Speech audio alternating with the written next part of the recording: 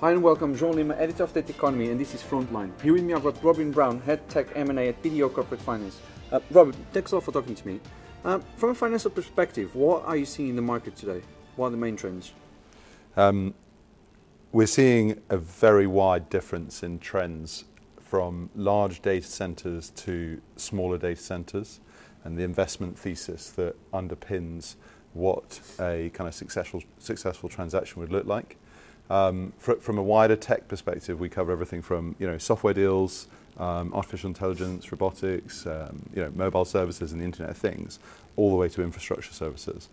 What we're really keen on kind of pressing home to any business that's looking for investment is to make sure that they've really thought through their business plan, understood the pricing that underpins their thesis. Anyone who's going to come in from an investment point of view and look at a prospective business, whether it's a initial financing round for a very small software business or whether it's a very successful data center, they're going to want to understand that the business fundamentals are sound and that they are going to get an exit. And one of the kind of critical points there is the exit strategy. A lot of the businesses are very worried in their day-to-day and what they're going to do from a technology standpoint, understanding what their next migration plan is going to be. My advice is to make sure that they really think about how they're going to exit or how any investor might exit in years to come and underpin the economies of their thesis. So that entire investment story on supporting a future exit. But then a few months ago, BDO was an advisor to a large technology deal, which included some data center business in the middle. And you said to me that some small operators are still unsure what to do with their business. Yep. How serious is this situation?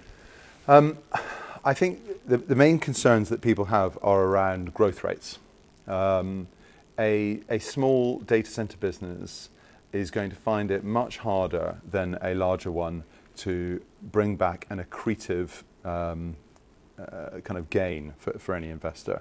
So investors are generally looking for at least 2 times their money invested, normally 2.5 times or more than that. If your data center is restricted in size, then you can only deliver so much growth. Therefore, having a strategy that reflects back into the services that you can deliver from that site or actually in adjacent markets. So the example that you and I talked about before was a deal that was done where we advised Palatine Private Equity on their investment into the bunker. Now the bunker... a UK data center provider? Yes, yep. UK data center provider with two data centers based in the UK, both in the southeast and relatively near to London. The investment thesis there was based around the growth of cybersecurity services, both from a consulting perspective, but also in delivering kind of longer services to clients. What that did for the data center was really turn it into a managed services business. So the footprint of the offering that they can go to the market with changed from being just co-location with some consulting and with some hosting services definitely, but to some degree constrained by the footprint of the data center, to then expand out into much wider markets. So the bunker now, and they've now created a group branding across the top of Cyberfort. They are going out to the market as experts in cybersecurity, not as just a data center. And I think for differentiation. Absolutely. And I think that's the kind of trend. I think if you're a small data center and you're seeing relatively slow organic growth, but that even if you got to fill the data center, the returns wouldn't necessarily generate the kind of private equity expected turns on money that investors are looking for, then I think you need to start thinking about a wider strategy outside of the footprint or looking to expand the footprint as well. Okay. And then you've also been quite vocal about Brexit in the first half of the year. And then how have you seen things change? Because everyone has come back from holidays now, and we've seen that in the last few weeks. So we are at the end of October, and we've seen that in Brussels things are not going as they were meant to go. Have you seen Brexit have a different sort of impact that you saw at the beginning of the year? Have things changed over the last 8-9 months? In the last 8-9 months, one very interesting thing is that Brexit almost hasn't come up as a threat to current investment thesis. So what I'm basically saying by that is decisions that are being made now are not taking into account an additional Brexit effect. And I think there's 2 reasons for that. One is that actually, if there was going to be a stuttering in the economy, or if businesses were going to be negatively affected, we have seen in previous downturns that some sectors of technology benefit from that. So whether it's IT outsourcing, or whether it's businesses deciding that now is the time to implement cost savings by changing their IT strategy, or by, to some degree, buying new services to reduce costs, or moving into kind of OpEx-based business strategies, that actually tech can do quite well in a downturn or a period of uncertainty. The second part is kind of what might happen next year. And I think there is a risk that in the kind of second half of next year, that people just pause, or even a bit earlier in the second half of next year, people just pause and wait and see what's going to happen. How long do you think that's going to take? That will last, sorry. I think that would last until there's more certainty, potentially. So there's no date yet. No, exactly. So I think if that date keeps on getting pushed out, then people will carry on going as they currently are. Okay. So it won't. I don't think there'll be a sudden cliff edge of uncertainty before any decision or before any final deal is done. But as that comes closer, you may find investment committees just pausing on their decision before making a final decision, just in case there's a big change about to happen that they hadn't forecast. It would be a very bold man to just say, this is about to happen, and we're totally relaxed about it.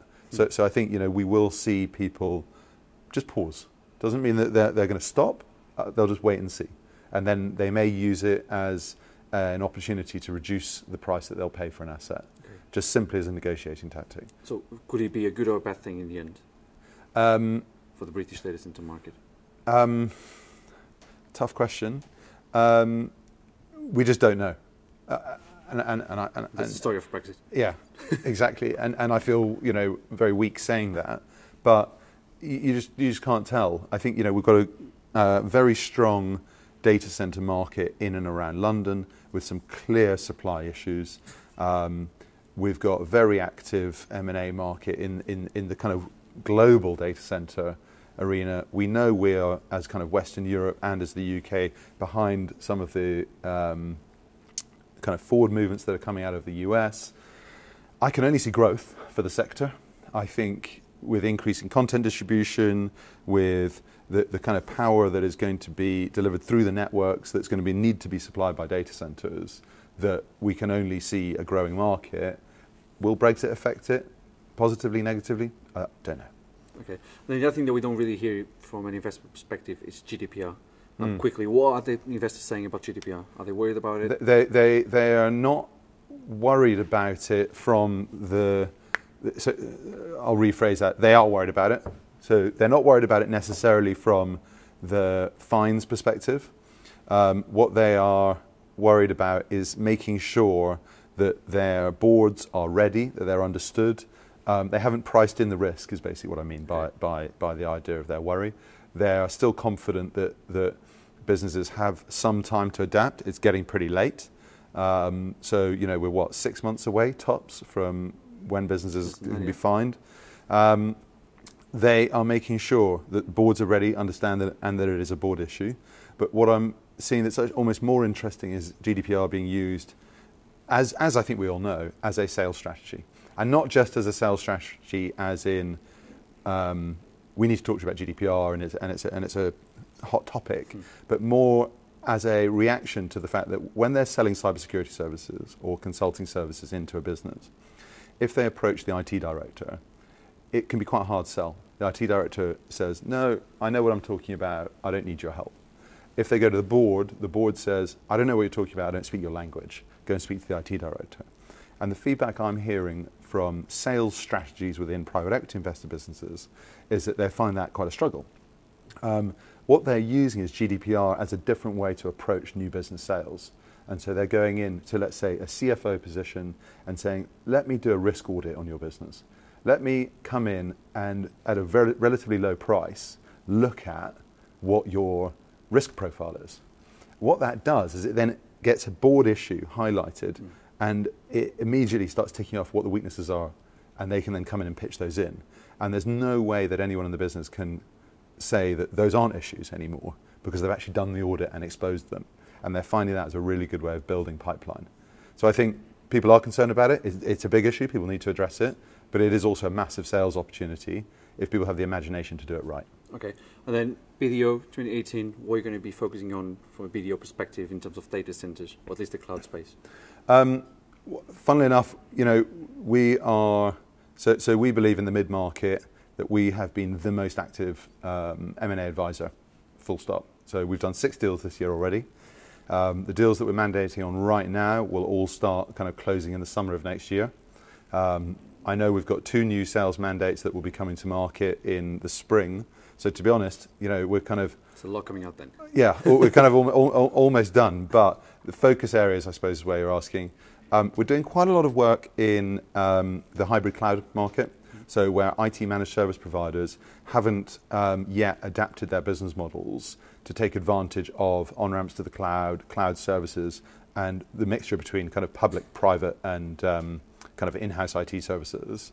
So what we're doing is helping them understand what acquisitions they can find in that market, so potential bolt-ons to their platforms, as well as guiding them on how to maximize their valuation at exit, if that's in 1 year, 2 year, or 3 years' time. Any chance you can reveal sort of values of those deals?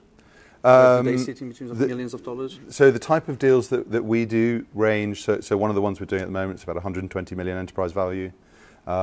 Normally the sort of deals that we're doing are between around 20 and 120 million. Okay. However, as an advisor on the side, I've been getting involved in some bigger deals as well. Any multi-billion? Can't talk about that. Anything above 1 billion? No. Any hyperscale deal? I'm not doing anything like that at the moment. Okay, Robin, thanks a lot for talking to me. Don't forget you can follow Data Economy on Facebook, LinkedIn and Twitter, and also visit the website on www.data-economy.com.